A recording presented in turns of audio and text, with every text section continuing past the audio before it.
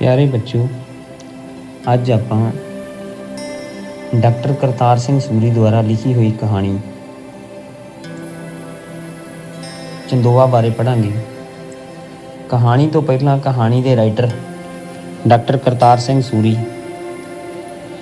जिन्हां दा जन्म 1927 ईस्वी विच होया, इन्हां दियां रचनावां 6 कहानी संग्रह, 9 आलोचनात्मक पुस्तकां, 2 संपादित पुस्तकां, 4 अनुवादित पुस्तकां। आप दियां प्रसिद्ध कहानियां विच रमजान, चंदोआ, भगवान महंगा है, चितरी, पुराना पिंजरा आदि शामिल हैं। सन्मान, आप नूं कई ਸਾਹਿਤਕ ਸੰਸਥਾਵਾਂ ਵੱਲੋਂ ਸਨਮਾਨਿਤ ਕੀਤਾ ਜਾ ਚੁੱਕਾ ਹੈ। ਆਪ ਦੀਆਂ ਕਹਾਣੀਆਂ ਵਿੱਚ ਮਨੋ ਵਿਸ਼ਲੇਸ਼ਣ ਅੰਸ਼ ਕਮਾਲ ਦਾ ਹੁੰਦਾ ਅਤੇ ਸ਼ਹਿਰੀ ਮੱਧ ਵਰਗੀ ਪਾਤਰਾਂ ਦਾ ਚਿਤਰਨ ਵਧੇਰੇ ਪੁਖਤਗੀ ਨਾਲ ਕੀਤਾ ਗਿਆ। ਇਹਨਾਂ ਦੁਆਰਾ ਲਿਖੀ ਹੋਈ ਇਹ ਕਹਾਣੀ ਚੰਦੋਆ, ਜਿਸ ਦੇ ਵਿੱਚ ਇਹ ਦੱਸਿਆ ਗਿਆ ਕਿ ਪਰਮਾਤਮਾ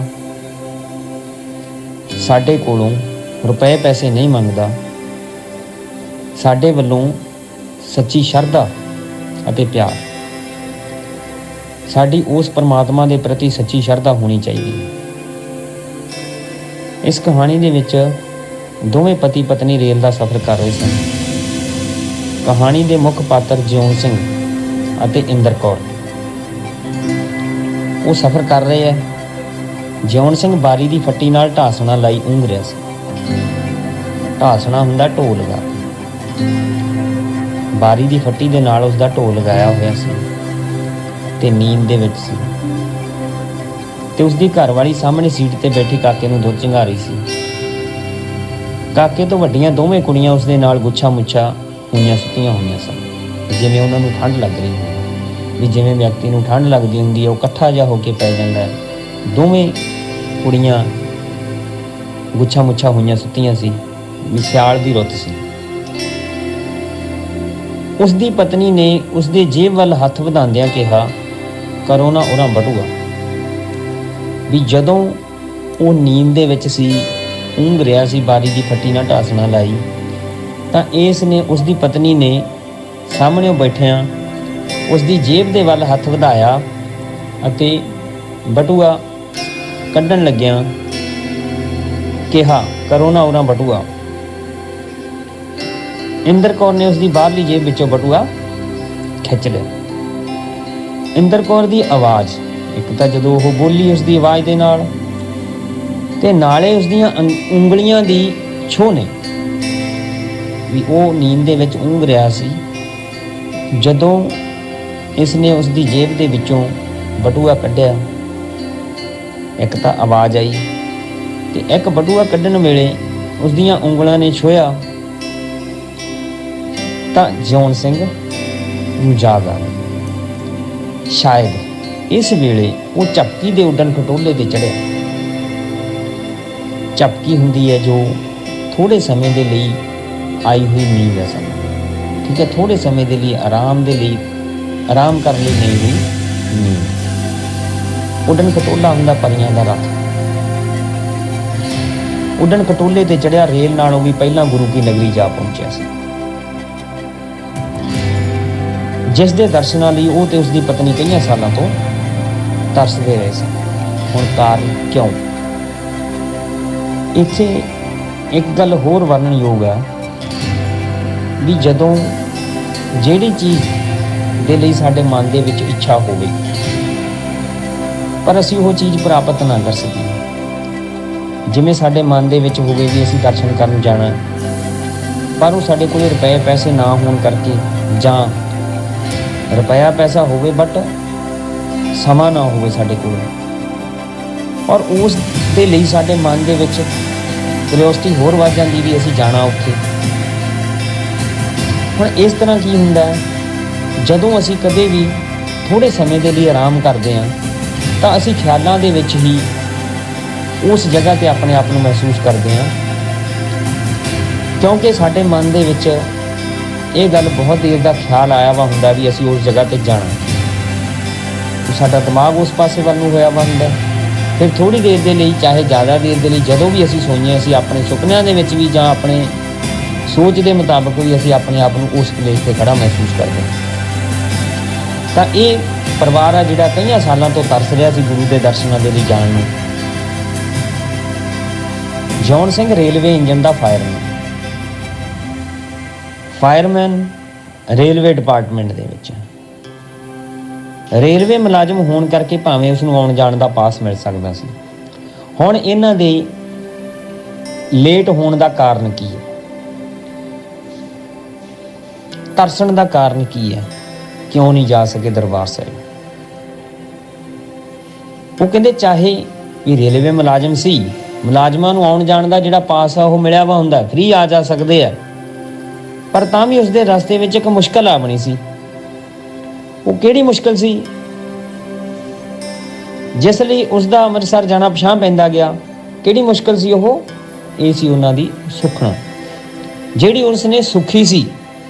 ਜੌਨ ਸਿੰਘ ਨੇ ਸੁਖਣਾ ਸੁਖੀ ਸੀ ਚੰਦੋਆ ਚੜਾਉਣ ਦੀ, ਜਿਸ ਉੱਤੇ ਘੱਟੋ ਘੱਟ 100-125 ਰੁਪਏ ਖਰਚ ਆਉਂਦਾ ਸੀ। ਵੀ ਇਹਨਾਂ ਨੇ ਇੱਕ ਸੁਖਣਾ ਸੁਖੀ ਸੀ, ਜੌਨ ਸਿੰਘ ਅਤੇ ਉਸਦੀ ਪਤਨੀ ਨੇ। ਹੁਣ ਉਸ ਦੇ ਲਈ 100-125 ਰੁਪਇਆ ਖਰਚਾ ਆਉਣਾ ਸੀ ਚੰਦੋਆ ਚੜਾਉਣ ਦੇ ਲਈ। ਹੁਣ ਚੰਦੋਆ ਚੜਾਉਣ ਦੀ ਸੁਖਣਾ ਜਿਹੜੀ ਕਿਉਂ ਸੁਖਣੀ ਪਈ ਇਹਨਾਂ ਨੂੰ? ਉਸਦੇ ਘਰ ਉੱਪਰੋਂ ਥੱਲੇ 2 ਕੁੜੀਆਂ ਹੋਈਆਂ ਤੇ ਉਹ ਮਹੀਨੇ ਵਿੱਚ 32 ਦਿਨ ਬਿਮਾਰ ਰਹੀਆਂ। ਮੁਹਾਵਰਾ 32 ਦਿਨ ਬਿਮਾਰ ਰਹਿਣਾ, ਮਹੀਨੇ ਦੇ ਵਿੱਚ ਤਾਂ 30 ਜਾਂ 31 ਦਿਨ ਹੁੰਦੇ ਆ, ਬਟ ਇੱਥੇ 32 ਦਿਨ ਯੂਜ਼ ਕੀਤਾ ਉਹਨਾਂ ਨੇ। ਤਾਂ ਮੀਨਸ ਕੀ, ਅਪਰੋਕਸੀਮੇਟ ਲਗਭਗ ਜ਼ਿਆਦਾ ਸਮਾਂ ਬਿਮਾਰ ਰਹਿੰਦੀਆਂ। ਉੱਤੋਂ ਕਿਸੇ ਸਾਧੂ ਨੇ ਭਰਮ ਪਾ ਦਿੱਤਾ ਨਾਲ। ਇੱਕ ਤਾਂ ਉਹ ਬਿਮਾਰ ਰਹਿੰਦੀਆਂ ਸੀ, ਇੱਕ ਸਾਧੂ ਨੇ ਕਿਸੇ ਨੇ ਭਰਮ ਪਾਤਾ। ਉਹ ਭਰਮ ਕੀ ਪਾਇਆ ਕਿ ਉਹਨਾਂ ਦੇ ਘਰ 5 ਕੁੜੀਆਂ ਹੋਰ ਹੋਣਗੀਆਂ।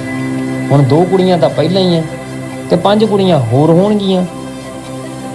ਇਹਨਾਂ ਨੂੰ ਇਸ ਗੱਲ ਦੀ ਪਰੇਸ਼ਾਨੀ ਹੋਈ ਵੀ ਸਾਡਾ ਤਾਂ ਘਰ ਕੁੜੀਆਂ ਨਾਲ ਭਰ ਜਾਵੇਗਾ। ਇਹਨਾਂ ਨੇ ਇਸ ਲਈ ਕੁੜੀਆਂ ਦੇ ਤੂਫਾਨੀ ਹੱਲੇ ਨੂੰ ਰੋਕਣ ਦੇ ਲਈ ਇੱਕ ਦਿਨ ਦੋਹਾਂ ਪਤੀ ਪਤਨੀ ਨੇ ਰਲ ਕੇ ਸੁਖਣਾ ਸੁਖੀ। ਦੋਨਾਂ ਨੇ ਸੁਖਣਾ ਸੁਖੀ। ਕੀ ਸੁਖੀ? ਸੁਖਣਾ ਕੀ ਸੀ?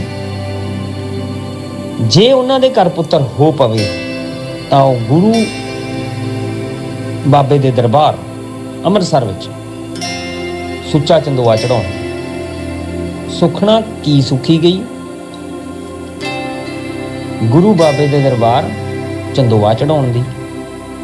ਸੁਖਣਾ ਕਿਉਂ ਸੁਖੀ ਗਈ? ਇਹਨਾਂ ਦੇ ਘਰ 2 ਕੁੜੀਆਂ ਸੀ, ਉਹ ਬਿਮਾਰ ਰਹਿੰਦੀਆਂ ਸੀ। ਕਿਸੇ ਸਾਧੂ ਨੇ ਭਰਮ ਪਾ ਦਿੱਤਾ ਸੀ ਤੁਹਾਡੇ ਘਰੇ 5 ਕੁੜੀਆਂ ਹੋਰ ਹੋਣਗੀਆਂ। ਸੋ ਇਹਨਾਂ ਨੇ ਇਹ ਸੁਖਣਾ ਸੁਖੀ ਤੇ ਗੁਰੂ ਬਾਬੇ ਨੇ ਨੇੜੇ ਹੋ ਕੇ ਸੁਣੀ। ਭਾਵ ਬਹੁਤ ਜਲਦੀ ਉਹਨਾਂ ਨੇ ਜੌਨ ਸਿੰਘ ਨੂੰ ਪੁੱਤਰ ਬਖਸ਼ ਦਿੱਤਾ। ਪਰਮਾਤਮਾ ਦੀ ਕਿਰਪਾ ਹੋਈ, ਜੌਨ ਸਿੰਘ ਦੇ ਘਰ ਪੁੱਤਰ ਹੋਇਆ। ਸਨਾ ਦੇ ਲਈ ਜਿਹੜਾ ਉਹਨਾਂ ਦਾ ਤਰਸਦੇ ਕਿਉਂ ਸੀਗੇ, ਤਕਰੀਬਨ ਉਹ ਚੀਜ਼ ਕਲੀਅਰ ਕੀਤੀ ਹੋਈ ਹੈ ਇੱਥੇ। ਹੁਣ ਤਨਖਾਹ ਉਸਦੀ ਸੀ ਫਾਇਰਮੈਨ ਦੀ, ਜਿੰਨੀ ਕੁ ਹੁੰਦੀ ਹੈ ਕੁੱਲ 80 ਰੁਪਏ।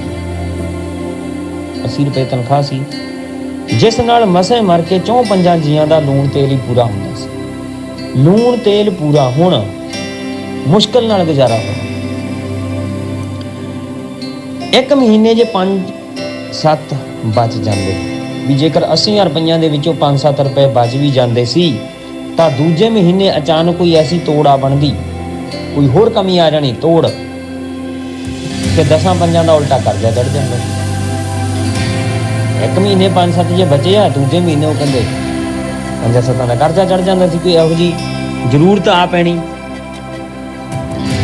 ਪਰ ਸੁਖਣਾ ਨੂੰ ਤਾਂ ਟਾਲਿਆ ਨਹੀਂ ਸੀ ਜਾ ਸਕਦਾ।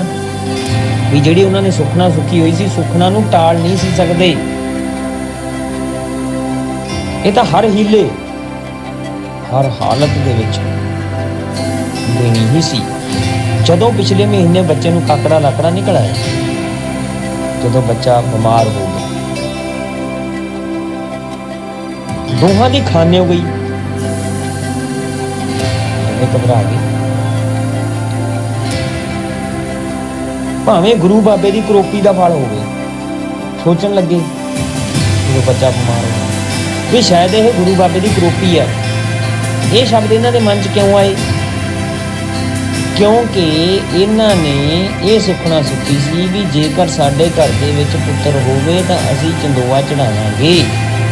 ਪਰ ਇਹ ਆਪਣੇ ਉਸ ਰੁਪਏ ਪੈਸੇ ਦੀ ਕਮੀ ਕਰਕੇ, ਠੀਕ ਹੈ, ਤੇ ਇੱਕ ਇਹਨਾਂ ਨੂੰ ਛੁੱਟੀ ਨਹੀਂ ਸੀ ਮਿਲਦੀ, ਉਸ ਕਮੀ ਦੇ ਕਰਕੇ ਚੰਦੋਆ ਨਹੀਂ ਚੜਾ ਸਕੇ। ਤੇ ਇਹਨਾਂ ਨੇ ਇਹ ਸੋਚਿਆ ਵੀ ਅਸੀਂ ਚੰਦੋਆ ਨਹੀਂ ਚੜਾਇਆ, ਉਹ ਸੁਖਣਾ ਪੂਰੀ ਨਹੀਂ ਕੀਤੀ ਜਿਹੜੀ ਸੁਖੀ ਸੀ, ਇਸ ਕਰਕੇ ਸਾਡਾ ਜਿਹੜਾ ਇਹ ਮੁੰਡਾ ਬਿਮਾਰ ਹੋਇਆ, ਗੁਰੂ ਬਾਬਾ ਸਾਡੇ ਤੇ ਕਰੋਪ ਹੋ ਗਿਆ।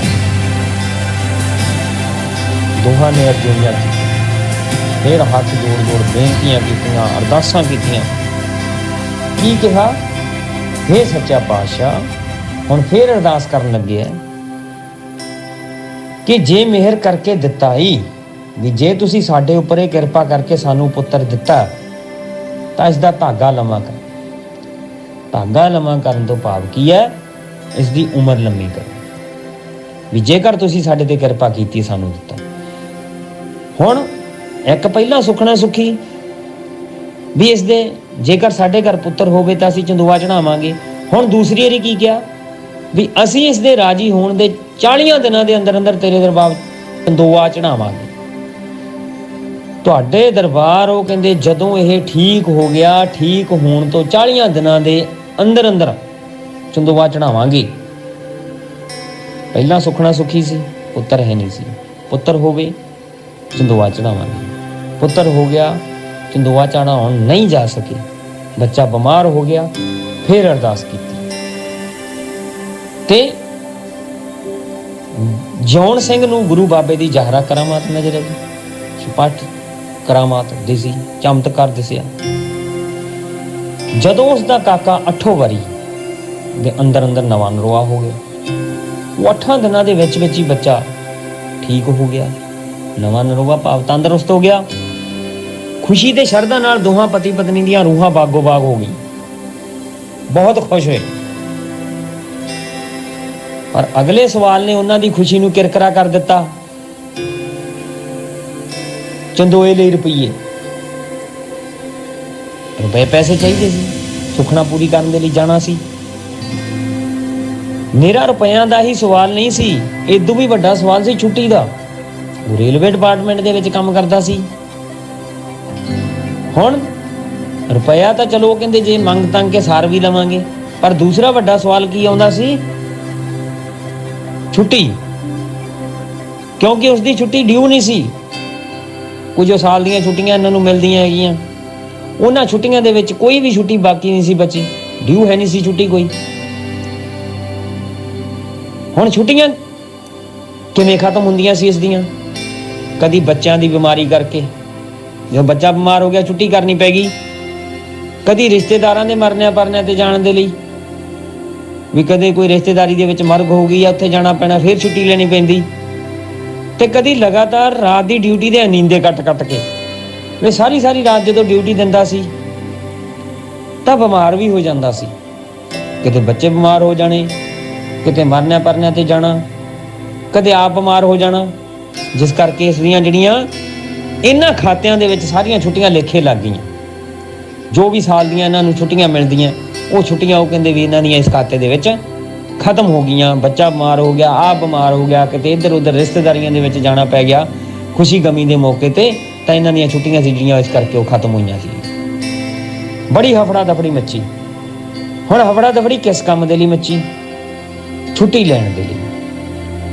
ਉਹਨੇ ਹੱਦੋਂ ਵਾਲੀ ਨੱਠ ਭੱਜ ਕੀਤੀ, ਬਹੁਤ ਦੌੜ ਭੱਜ ਕੀਤੀ, ਛੰਟਰ ਤੋਂ ਲੈ ਕੇ ਫੋਰਮੈਨ ਤੱਕ, ਠੀਕ ਹੈ, ਛੋਟੇ ਅਫਸਰ ਤੋਂ ਲੈ ਕੇ ਵੱਡੇ ਅਫਸਰਾਂ ਤੱਕ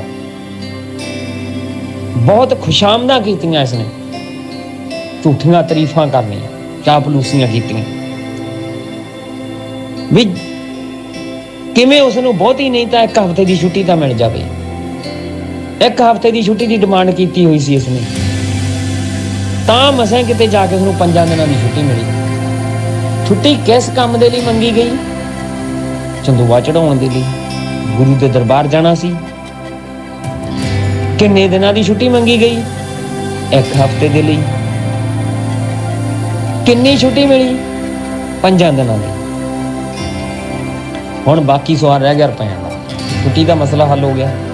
ਹੁਣ ਬਾਕੀ ਰੁਪਏ ਪੈਸੇ ਕਿਵੇਂ ਮਿਲਣੇ ਇਹਨਾਂ ਨੂੰ, ਹੁਣ ਕਿਵੇਂ ਇਕੱਠੇ ਕਰਨੇ ਇਹਨਾਂ ਨੇ। ਰੇਲ ਦਾ ਪਾਸ ਭਾਵੇਂ ਸਰਕਾਰੀ ਸੀ, ਵੀ ਜਾਣ ਆਉਣ ਦੇ ਲਈ ਉਹਨਾਂ ਨੂੰ ਸਰਕਾਰੀ ਰੇਲ ਦਾ ਪਾਸ ਸੀ, ਕਿਰਾਇਆ ਨਹੀਂ ਸੀ ਲੱਗਣਾ, ਪਰ ਖਰਚ ਲਈ ਚੰਦੋਏ ਦੀ ਰਕਮ ਪਾ ਕੇ ਘੱਟੋ ਘੱਟ 150 ਲੋੜੀਂਦਾ ਸੀ। ਘੱਟੋ ਘੱਟ ਉਹ ਕਹਿੰਦੇ 150 ਰੁਪਇਆ ਜ਼ਰੂਰ ਚਾਹੀਦਾ ਸੀ, ਲੋੜੀਂਦਾ ਜ਼ਰੂਰਤ ਸੀ। ਚਲੋ ਰੱਤੀ ਮਾਸਾ ਚੰਦੋਏ ਦੇ ਕੱਪੜੇ ਵਿੱਚ ਕਿਰਤ ਕਰ ਲਈ ਜਾਏ। ਉਹ ਕਹਿੰਦੇ ਚਲੋ ਆਪਾਂ ਜਿਹੜਾ ਚੰਦੋਆ ਉਹ ਥੋੜ੍ਹਾ ਬਹੁਤਾ ਸਸਤਾ ਖਰੀਦ ਲਵਾਂਗੇ ਤੇ ਉਤਲੇ ਖਰਚ ਦਾ ਭਾਂਗਾ ਮਾਮੇ ਦੇ ਘਰ ਜਾ ਕੇ ਟਿਕਣ ਕਰਕੇ ਨਿਕਲ ਜਾਵੇਗਾ। ਵੀ ਜਿਹੜਾ ਹੁਣ ਉਤਲਾ ਖਰਚਾ ਭਾਂਗਾ ਹੁੰਦਾ, ਕਮੀ ਹੈ ਜਿਹੜਾ ਪਾਰਟ ਬਾਕੀ ਰਹਿ ਗਿਆ, ਵੀ ਉਸ ਦਾ ਮਾਮੇ ਦੇ ਘਰ ਜਾ ਕੇ ਟਿਕਣ ਕਰਕੇ ਵੀ ਸਾਡਾ ਖਰਚਾ ਨਹੀਂ ਹੋਊਗਾ, ਮਾਮੇ ਦੇ ਘਰੇ ਰਵਾਂਗੇ, ਰੋਟੀ ਪਾਣੀ ਵੀ ਉੱਥੋਂ ਖਾ ਲਾਂਗੇ ਤੇ ਫਿਰ ਵੀ 100 ਰੁਪਏ ਦਾ ਇੰਤਜ਼ਾਮ ਤਾਂ ਕਰਨਾ ਹੀ ਪਊਗਾ।